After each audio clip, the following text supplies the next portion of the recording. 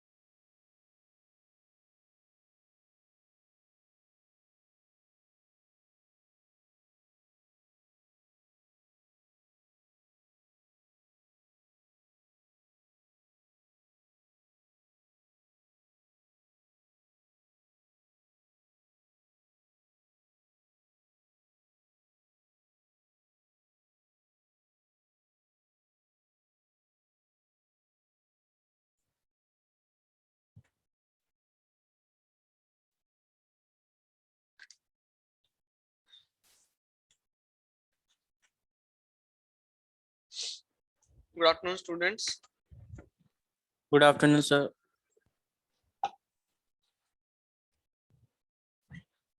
Okay,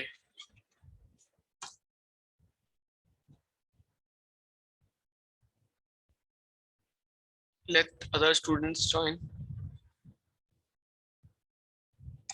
then we will start. Okay, Okay, sir.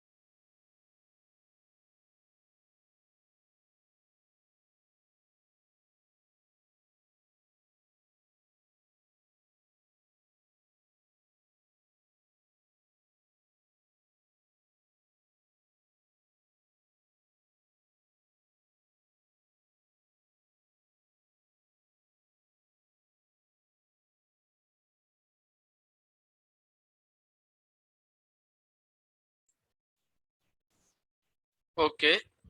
Am I audible? Yes, sir. So last class में हमने अपना syllabus का एक overview देखा था कि what are the topics we have to cover in this chapter or the subject you say, that is dynamics of machine. Yes,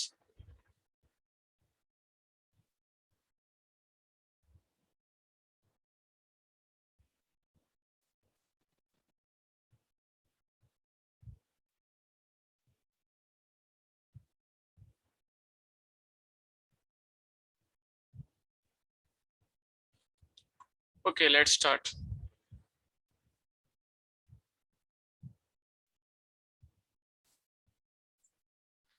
So everyone can see the screen.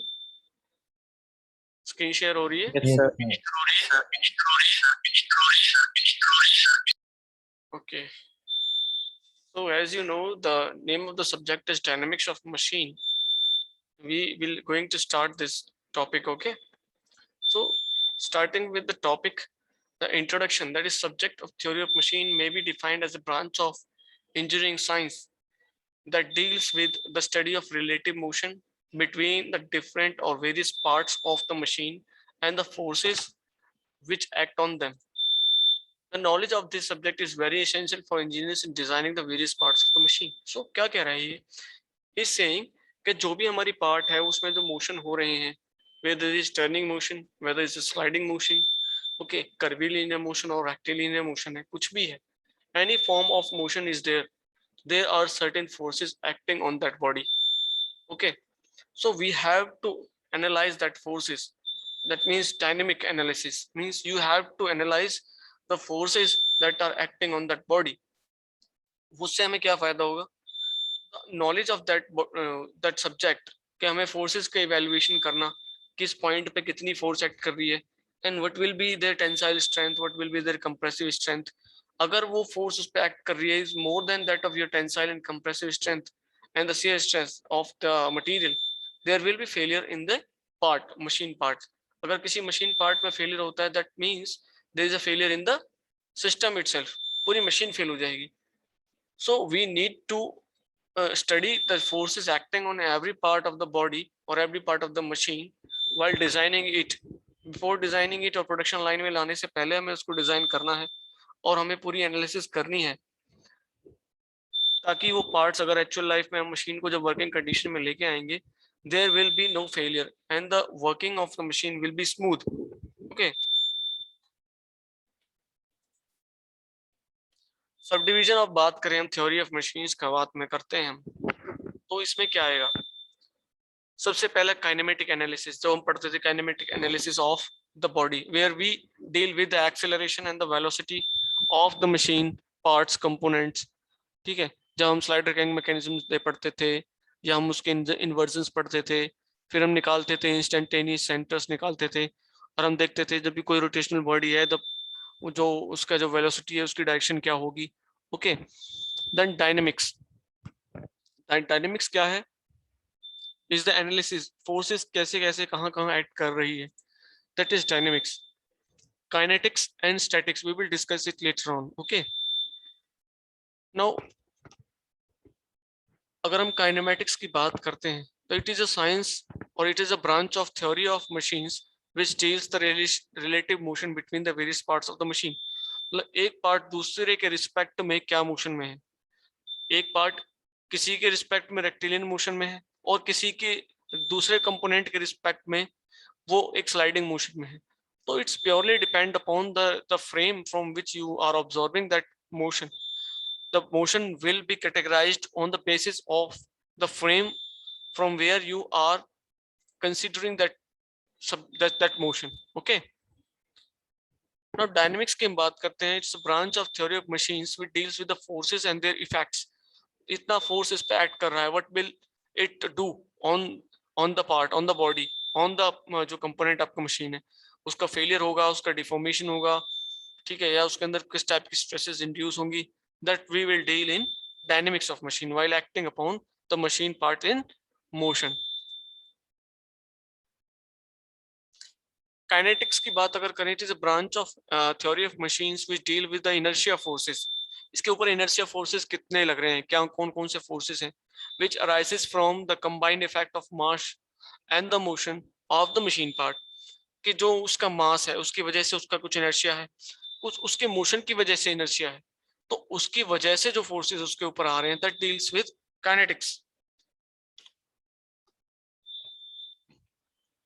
अगर हम स्टैटिक्स की बात करें, it is the branch of theory of machine which deals with the body and their effects while the machine parts are in rest. अगर कोई body rest में है, move नहीं कर रही है, वेलोसिटी इज जीरो, तो what type of forces are acting on that body और उन फोर्सेस का उसके ऊपर क्या इफेक्ट होगा, that is dealt in statics. Okay, so these are the four broad categories of classification of theory of machines, where we see the kinematics, dynamics, kinetics and the statics parts in the system.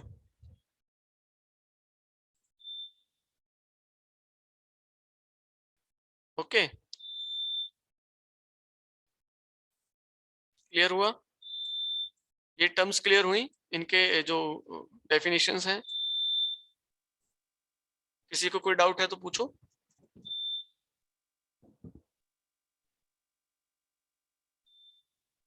No sir. Okay, so fundamental concepts की अगर हम बात करें, अगर हम dynamics of machine की बात करते हैं, तो सबसे पहले तो फंडामेंटल्स हम आपके क्लियर करेंगे कि फोर्सेस किस तरह की हैं, कहाँ कहाँ एक्ट कर रही है, and what will be the causes of these forces, क्या क्या ये रिजल्ट करेंगे, क्या डिफॉर्मेशन होगा, और उनके क्या हम इनको कैसे, अगर इसको कंट्रोल कर सकते हैं तो कैसे इनको हम एलिमिनेट करेंगे अनवांटेड फोर्सेस को। क्योंकि लास्ट क्लास में मैंने बताया तो वाइब्रेशंस जो हम पढ़ते हैं chapter is are because of the unbalanced forces, ठीक है, तो उसकी वजह से क्या है, वाइब्रेशंस आती हैं। तो if we have a balanced forces the vibrations will be minimized. Okay, तो स्पेस क्या है? Space is a region which extends in all direction and contains everything in it. The position of a body in a space is determined with respect to the reference of the system. तो हर चीज का reference होता है। आप किसी location पे बैठे हो, it has a location. Location का कहीं भी कोई एक ओरिजिन पॉइंट तो होगा जहां से आपको नाप के देंगे कि भाई आप इस लोकेशन पे हैं, तो उसका एक ओरिजिन तो होगा। सो ये all thing everything in this space has a certain location in this, और उस लोकेशन की रिस्पेक्ट में हमें बात करनी है कि किस रिस्पेक्ट में हम बात कर रहे हैं स्पेस की। अगर मैं आपको एक कार्टेशियन कोऑर्डिनेट का एग्जांपल लेता हूँ, सिमिलरली अगर मैं आप कार्टेशियन कोऑर्डिनेट का एग्जांपल लेता हूँ, you have this Cartesian coordinate system, this is your y axis and this is your x axis. If I specify a point over here and this is the coordinate 4 and this is the coordinate 5, so if I ask you the location of that point, this point की location, how would you define this point? ये तो space में है, this is all space, this is all space, ये सारा space है, ठीक है। लेकिन अगर मैं पर्टिकुलरली इसकी बात करूं, इस पॉइंट की बात करूं, तो इसको आप कैसे डिफाइन करोगे? हम्म,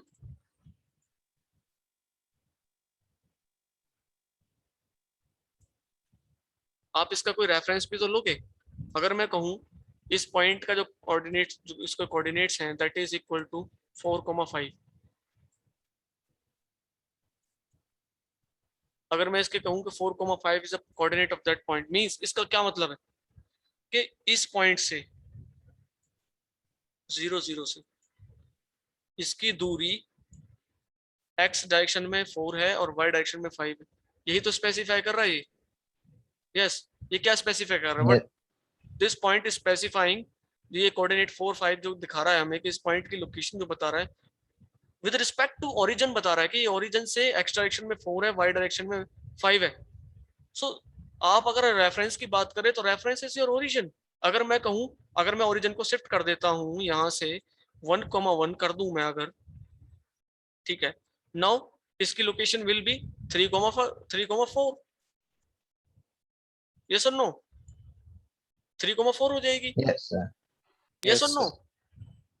सो स्पेस की जब हम बात कर रहे हैं और हम किसी रेफरेंस पॉइंट की बात कर रहे हैं, then we have to consider that what is the reference point, कि इस पॉइंट, इस स्पेस की हम बात कर रहे हैं, जिस जिस सब्जेक्ट की बात कर रहे हैं, जिस कंपोनेंट की बात कर रहे हैं, जिस ऑब्जेक्ट की हम स्पेस में बात कर रहे हैं, उसका हम किस रेफरेंस पॉइंट से रेफरेंस ले रहे हैं। मींस उसको हम डिफाइन करने के लिए, लोकेशन डिफाइन करने के लिए, या हम उसका अगर हम मोशन देख रहे हैं तो किस पॉइंट से देख रहे हैं। मान लो अगर मैं एक बस में बैठा हूँ और मेरे सामने एक सीट पे कोई बंदा बैठा है, तो मैं कहूंगा यार इज ऑन रेस्ट। अगर मैं अपने रिस्पेक्ट में बात करता हूँ, मैं बस के फ्रेम में बात कर रहा हूँ, तो he has a velocity 0 with respect to me.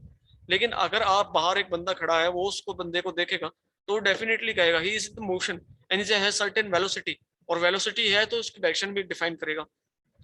So you can see the reference is difference. तो रेफरेंस की वजह से बॉडी का जो आपका मोशन है वो अलग हो जाएगा। कहाँ वो बॉडी, अगर मैं अपने रेफरेंस में बात कर रहा था, मैं सीट के पीछे बैठा था, he is in the rest. अगर मैं बाहर से खड़ा होकर देख रहा था, then the body is in motion.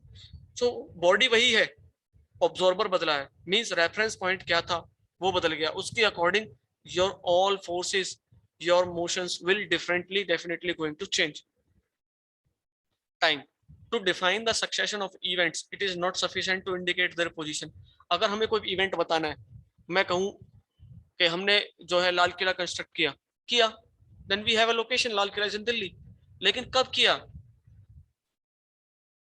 अगर हम ये नहीं डिफाइन करेंगे, then how will you classify कि Lal Qila is build over there, इतने दिन में बना। So time is also important, the time of event is required. So time is a measure of succession of events. पहले वहां जमीन थी, जमीन के बाद वहां पत्थर आए, पत्थर के बाद हुआ था, तो एक सीक्वेंस में काम हुआ। तो उन सीक्वेंस को आप डिफाइन करेंगे, कैसे करेंगे, you have to place them in chronological order. And chronology कौन से डिफाइन होगी, on the basis of time, yes और no? Yes, sir. So both the things. अगर हम बात करें थर्मोडायनेमिक्स की, अगर आपको कोई स्टेट ऑफ मटेरियल बतानी है, then you have to define at least two variables, whether is the pressure or the volume or the temperature or the pressure or volume or the temperature। अगर आप दो पॉइंट्स उसके डिफाइन कर देते हैं, then you can easily identify other coordinates। अगर मैं आपको पीटी डायग्राम पे कुछ बनाने के लिए दूं या पीवी डायग्राम पे कुछ बनाने के लिए दूं, I give you only the pressure, how will you fetch that point over, कैसे ड्रॉ करोगे आप? You will draw a parallel line on the pressure axis, parallel to your x axis, यानी कि volume axis, PV directions, but you can't define that point actually where it is, you need 2 points at least। so अगर आप किसी भी system या कोई भी object को डिफाइन करना चाहते हैं, सर्टेन पॉइंट पे उसकी लोकेशन और टाइम दोनों आपकी रिक्वायर्ड है। मैटर क्या है, what is matter? Any substance which occupies space and is made up of atom and nuclei are called matter। is it clear? Yes, sir. Yes, sir.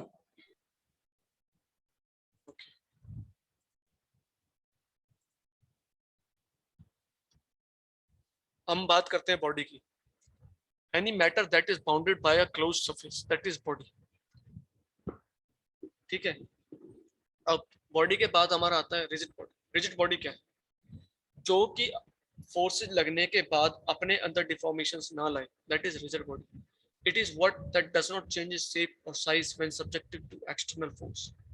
जब उसके ऊपर हम एक्सटर्नल फोर्स लगाएंगे, there is no variation in the body. Example की तरह समझते हैं, ये मेरे पास एक रोप है और ये मेरे पास एक बार है, आयरन बार।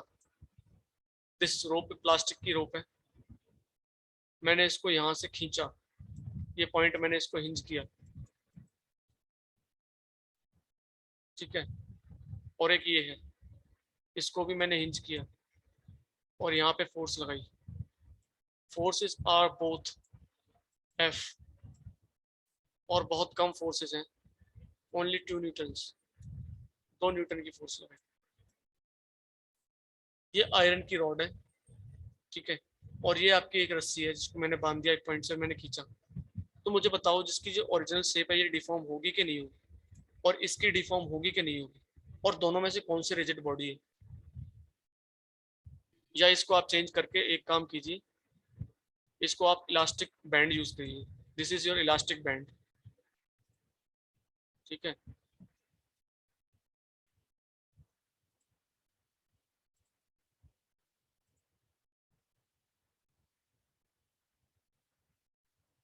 बताइए, elastic band will be rigid body और your shaft will be a rigid body? The iron shaft is rigid. क्यों, ऐसा क्यों, why this so?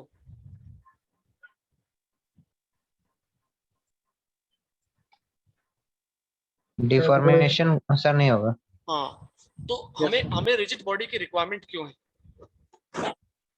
ऐसा क्यों है कि हमें रिजिड बॉडी चाहिए? हमारे पास दूसरी बॉडीज भी है, why we have mentioned this rigid body? What is the concept behind the rigid body? समझते हैं। देखो जब भी हम बात करते हैं किसी भी मशीन की, ये कोई भी ऑपरेशन हो रहा है, अगर मैं आपका स्लाइडर क्रैंक मैकेनिज्म की बात करता हूँ,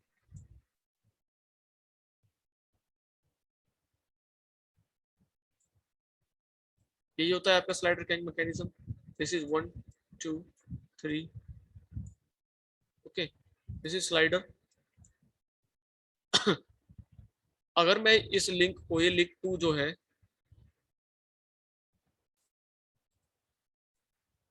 अच्छा और क्लियर करते हैं इसको, एक स्लाइड लेके ना दोबारा क्लियर से बताते, क्लियर करके बताते हैं।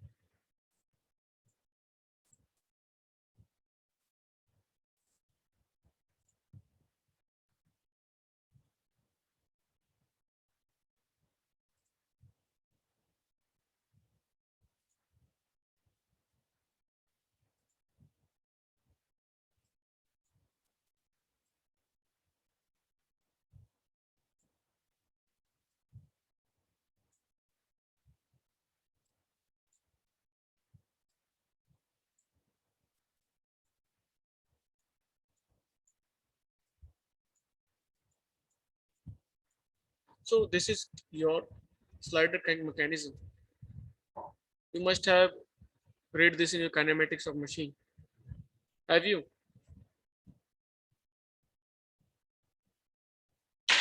अगर हम टाइप ऑफ मोशन की बात करें तो इसका मोशन ऐसे है, reciprocating. This is connecting rod, ठीक है। This is your crank, okay. ये आपकी क्रैंक है और ये हिंज्ड पॉइंट्स है, turning points you can say. अगर मैं यहाँ पे कोई फोर्स लगाता हूँ और मैं चाहता हूँ ये मूव करे in clockwise direction, will it move if this link is flexible? अगर मैं कनेक्टिंग रॉड को No, sir. फ्लेक्सिबल रखता हूँ और मैं यहाँ पे फोर्स लगाता हूँ स्लाइडर पे, will this move? नहीं मूव करेगी ना। सो रिजिड बॉडी का मतलब ये है कि हम उसमें फोर्स लगाएं तो वो फोर्स को ट्रांसमिट कर दे, it will not deform. So rigid body का कंसेप्ट सिर्फ इतना ही है कि जब भी हम उसे किसी मैकेनिज्म में यूज करें, it will be the part of mechanism, और मैकेनिज्म में अगर हम उस पर फोर्स लगाएं, it pass on the forces to the other adjusting component, और एडजस्टिंग जो भी हमारे पास, जो ये आपका जो मैकेनिज्म है, इसमें जितने भी हमारे कंपोनेंट्स हैं उसको फोर्स दे। अगर मैं यहाँ पे अगर आपका इलास्टिक बैंड लगा देता, या मैं एक थर्माकोल की शीट फॉर्म लगा देता जो आपकी ये स्पंज होती है, it will not act as a rigid body, and the motion will not be transferred to the crankshaft. Yes or no? The connecting rod will not deliver the जो motion मैंने दिया है क्रैंक को, and crank will not move. अभी slider crank का ही जो mechanism था, इसी का इन्वर्जन करते हैं। इन्वर्जन क्या करते हैं? अगर हम इसको सिलेंडर बना दें, इसको क्लोज कर दें, ठीक है, now the link 1 is fixed, तो ये क्या मिलेगा आपको? यहाँ पे हम जो है फ्यूल सप्लाई करें, ठीक है, और इस पॉइंट पे जो है, इस पॉइंट को हम एक शाफ्ट से जोड़ के अपने टायर पे लगा दें, तो यहाँ पे हम जब इसको, this reciprocating motion is being converted into rotation motion, and we have our working engine, that is IC engine. ऐसे इंजन मिल गया हमें, inversion of slider crank mechanism जो है इंजन है। You must have studied this topic, kinematics of machine में पढ़ा होगा आपने कि स्लाइडर क्रैंक मैकेनिज्म का, अगर हम स्लाइडर के जो ऊपर ये जो रिजिड सपोर्ट्स हैं इनको हम फिक्स कर दें, then the first conversion with that will come out is IC engine, जो हम अपने देखते हैं इंटरनल कंबशन इंजन हमारी बाइक्स में है, that is single cylinder engine, गाड़ियों में देखते हैं that is multi cylinder engine. So that is inversion of this slider crank mechanism, ठीक है। I hope it is clear to you. Yes, sir. Rigid link की requirement क्यों है? Why we are not using any other link? Rigid link is mentioned in this topic. Why rigid link? Okay, so that is rigid body. Deformable body क्या है? It is which change its shape or size when subjected to external force. जैसे कि मैंने आपको बताया, okay, rubber हो गई आपकी। Then mass, the quantity of matter is जो आपका क्वांटिटी मैटर है, जो मैटर का कितना क्वांटिटी है, that is your mass. It does not very with the location और ओरिएंटेशन ऑफ अ बॉडी. मास जो है वो आपके ओरिएंटेशन, लोकेशन से चेंज नहीं होता है. अगर मैं कहूँ I have my weight 70 kgs, then my mass will be equal to 70 kgs or less than 70 kgs. yes. अगर मैं कहूँ मेरा वजन 70 किलो है तो मेरा मास कितना होगा? 70 से कम या ज्यादा? yes. don't confuse weight with mass. These are two independent quantities. It's a constant. Mass multiplied by the gravitational force will give you the weight.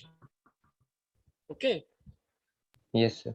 And the weight is different from mass. Mass is the net content जो आपके body के अंदर है, जो आपके अंदर matter है, उसका क्या कितना है, वो कितना है. That is quantitative analysis of the matter contained inside the body.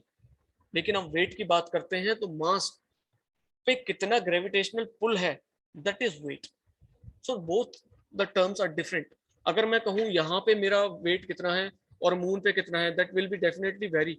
लेकिन मैं कहूँ mass, my mass on earth and my mass on moon और on other any other planet will remain same. Mass will not going to change. It is a universal quantity जो आपके अंदर content है, जितना उसका मास है will remain same, will not change with location and with the orientation of the body. But the weight will vary because it is the gravitational pull on the certain mass, and if the gravitational force changes, the weight will change. Now comes to the particle. A body of negligible dimension. It occupies no space, no size, but has a definite mass concentrated at a point. अगर हम किसी particle की बात करें तो how will you define a particle? मैं कहूँ एक पार्टिकल है तो आप पार्टिकल की डेफिनेशन क्या दोगे? पार्टिकल है क्या? What is particle? तो पार्टिकल क्या है? एक नेग्लिजिबल डायमेंशंस है, मतलब you can see, you can't even see. एक पार्टिकल इतनी छोटी क्वांटिटी है कि उसकी कोई डायमेंशंस नहीं है, और इतना छोटा है कि नेग्लिजिबल मास की वजह से इसमें कोई स्पेस ही ऑक्यूपाई नहीं करता है, साइज ही नहीं है कुछ इसका. बट हैज अ डेफिनेट मास. हाँ, मास तो है, लेकिन कहाँ? एक कंसंट्रेटेड है एक पॉइंट पे. Okay, so this is how you define a particle.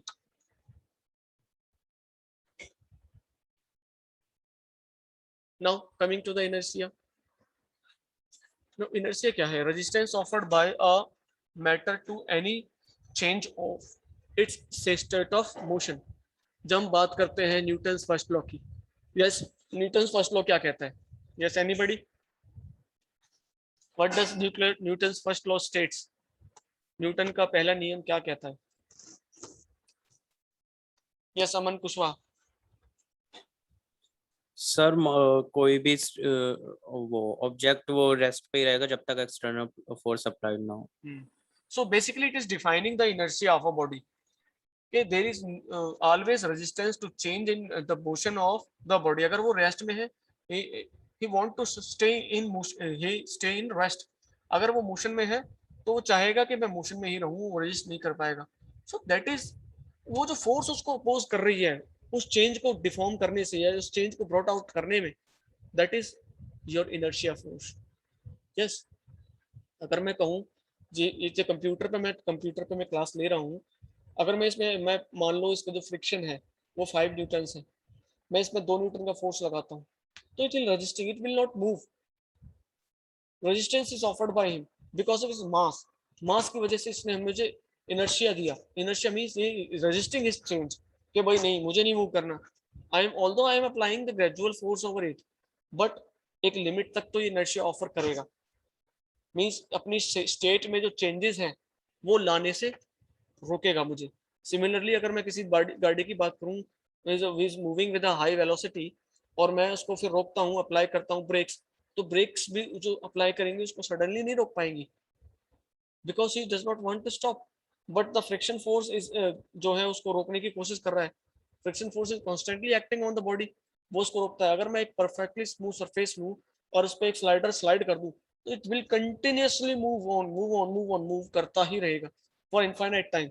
अगर हम drag resistance from the air and the friction force negligible कर दे, जीरो कर दे, तो this will happen. Yes or no? Yes, sir. So this is all about your inertia. And solid, a substance possessing a definite shape and size. ये तो हम पढ़ते ही हैं chemistry में, liquid gases and solids. तो solids क्या है, definite shape size होता है इसका. Whether liquids are not having definite size, जिस भी मटेरियल में हम उसको डालेंगे या कंटेनर में डालेंगे, it will take the shape of that container. Okay, gases का भी है, no form no size, not even colour. Force, force क्या है? It is a push or pull which acting on a body changes or tends to change the state of rest of a uniform motion of a body. It is completely characterized by its point of application and its magnitude and direction. So अगर हम force की बात करते हैं तो सबसे पहले बताइए, फर्स्ट क्वेश्चन जो हमारे माइंड में आता है, whether force is a scalar quantity or a vector quantity. Yes, force is a vector quantity or a scalar quantity. Vector. Vector, yes, exactly, vector quantity. So it has both magnitude as well as direction. So force is a vector quantity.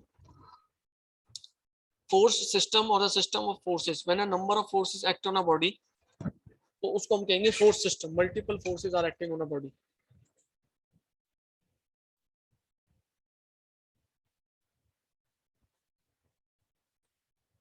Wait मैंने जैसे आपको बताया, mass into gravitational pull होता है.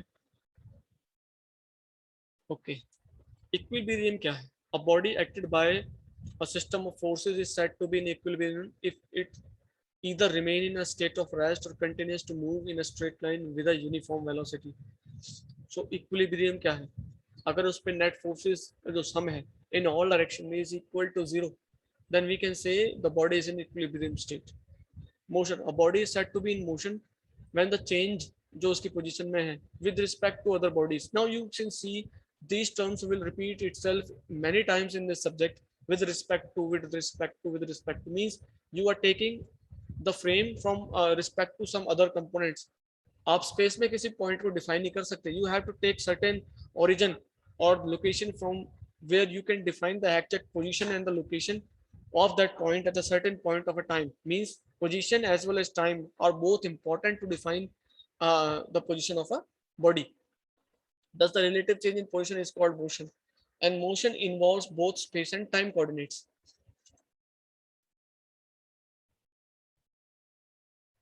अब Newton के laws की हम बात कर लेते हैं. So every body continues in its state of rest or a uniform motion in a straight line unless an external force or resultant force act on it. यही हमने अभी डिस्कस किया. सेकंड क्या कहता है? सेकंड क्या कह रहा है? The rate of change of momentum of a body, यानी कि मास इज कांस्टेंट, यानी कि m delta v is directly proportional to the force acting on the body. जब हम बात करते हैं rate of change of momentum, तो मोमेंटम चेंज मींस क्या है? m delta v. अगर हम डेल्टा v को चेंज करते हैं, देन delta v change in velocity क्या कहती है? हमें चेंज इन वेलोसिटी क्या देता है? Acceleration. Yes, acceleration. डेफिनेटली अगर एक्सेलरेशन को मैं जो है ये क्या कह रहा है? The acceleration is directly proportional to the force acting on the body. Means जितना भी हम फोर्स बॉडी पे लगाएंगे, तो एक्सेलरेशन होगा बॉडी का, वो डायरेक्टली प्रोपोर्शनल होगा force acting on the body. अगर फोर्स ज्यादा है, then acceleration will be definitely higher. और इस प्रोपोर्शनलिटी कांस्टेंट को हटाने के लिए भी multiply that acceleration with mass. So force is equal to m into a, or you can say f is proportional to acceleration, or you can say a is proportional to f. So this is the second law of the Newton, that is a is proportional to f. Now third reaction, third law of motion is the every action there is an equal and opposite reaction. लेकिन ये जो reaction force और action forces है, ये क्या एक ही body पे लगते हैं या टू डिफरेंट बॉडीज पे लगते हैं?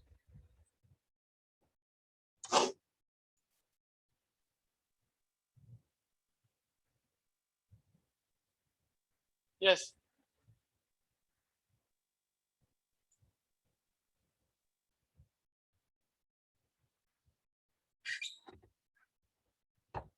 बताइए. सर क्वेश्चन फिर से बोल. हाँ? सर क्वेश्चन सुना नहीं इधर। मैं कह रहा हूँ जो थर्ड लॉ ऑफ न्यूटन है उसमें कहते हैं हम कि every action has an equal and opposite reaction. तो मुझे बताइए जो रिएक्शन और एक्शन फोर्सेस हैं क्या वो एक ही बॉडी पे लगते हैं या दो डिफरेंट बॉडीज पे लगते हैं, हाउ?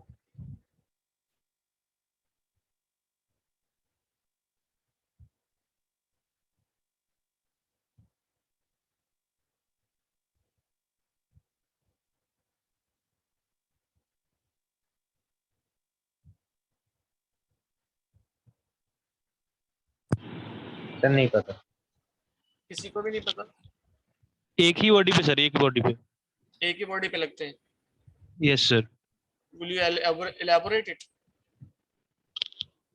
सर उसका सर अपना एक अपना भी तो फोर्स होता है ना सर, किसी भी मतलब बॉडी का, तो वो अपना तरफ से एक रिएक्शन फोर्स भी जनरेट करता है। जैसे कोई किसी चीज को हम धकेल रहे हैं तो उस अपोजिट फोर्स भी लगता है उस तरफ से हमारे ऊपर। अच्छा, जी सर। अगर मैं रॉकेट की बात करूं तो कौन से लॉ पे काम करता है? स्पेस में जो रॉकेट भेजते हैं सर थर्ड लॉ पे। थर्ड लॉ पे काम करता है ना।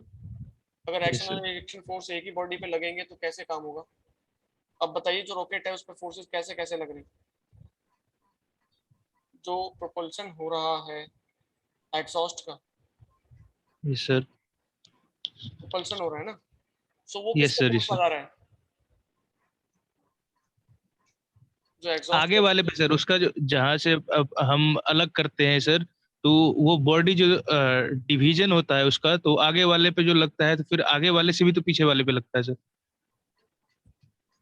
आप ग्राउंड पे चलते हैं, जो you are forcing the ground and ground is forcing yes. You,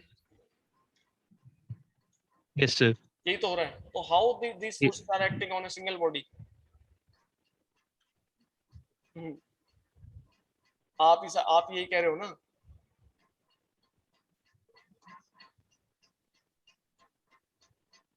sir two bodies होता है, हम्म, तो सोच दो bodies.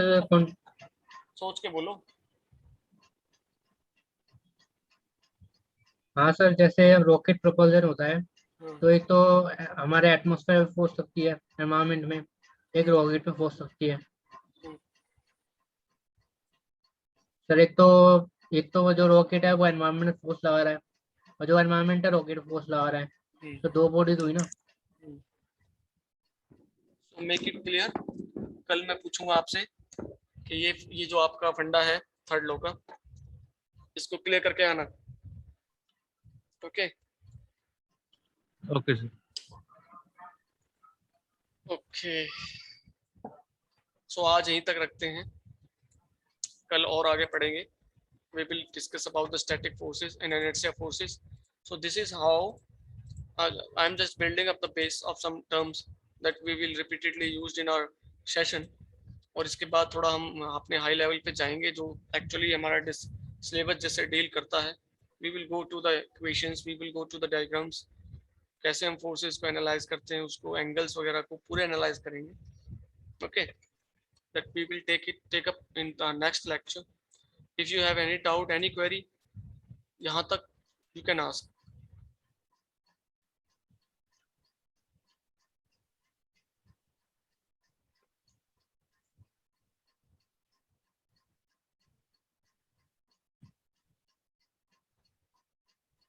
Yes, no one has no query. No sir.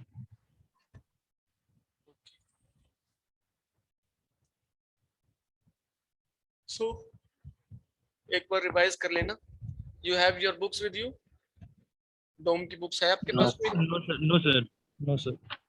Okay. So you can refer SS Ratan, very good book.